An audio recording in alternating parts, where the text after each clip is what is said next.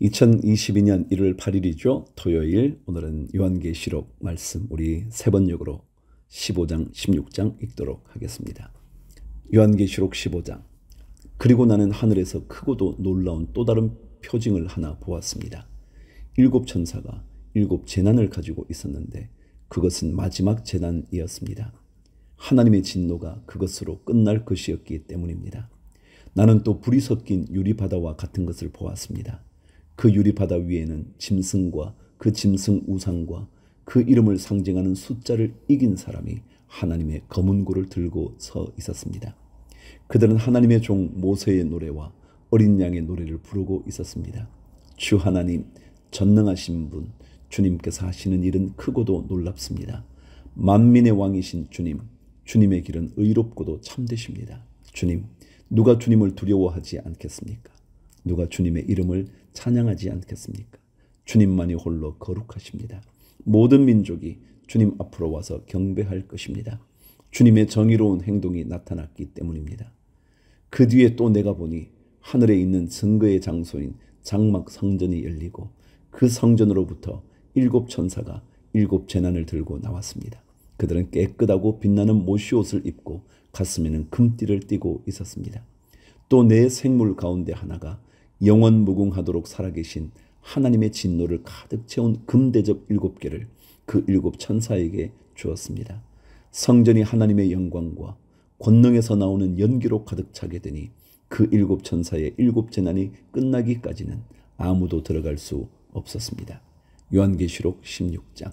나는 또 성전에서 큰 음성이 울려오는 것을 들었는데 그 음성이 7 천사들에게 이르기를 가서 하나님의 진노가 담긴 7 대접을 땅에 쏟아라 하였습니다. 그래서 첫째 천사가 나가서 그 대접을 땅에 쏟으니 짐승의 표를 받은 자들과 그 짐승 우상에게 절하는 자들에게 아주 나쁜 종기가 생겼습니다.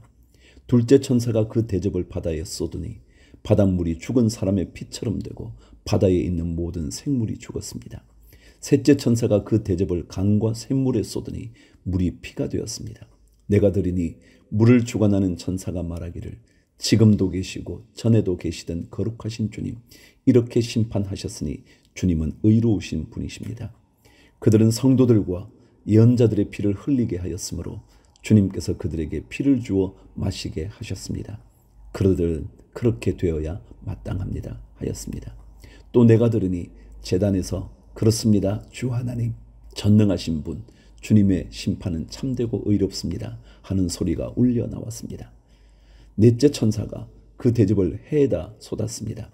해는 불로 사람을 태우라는 허락을 받았습니다. 그래서 사람들은 몹시 뜨거운 열에 탔습니다. 그러나 그들은 이 재앙을 지배하는 권세를 가지신 하나님의 이름을 모독하였고 회개하지 않았고 하나님께 영광을 돌리지 않았습니다. 다섯째 천사가 그 대접을 짐승의 왕좌에 쏟으니 짐승의 나라가 어두워지고 사람들은 괴로움을 못 이겨서 자기들의 혀를 깨물었습니다. 그들은 아픔과 부스럼 때문에 하늘의 하나님을 모독하였습니다. 그러나 그들은 자기들의 행동을 회개하지 않았습니다. 여섯째 천사가 그 대접을 큰 강 유프라테스에 쏟으니 강물이 말라버려서 해돋는 곳에서 오는 왕들의 길이 마련되었습니다.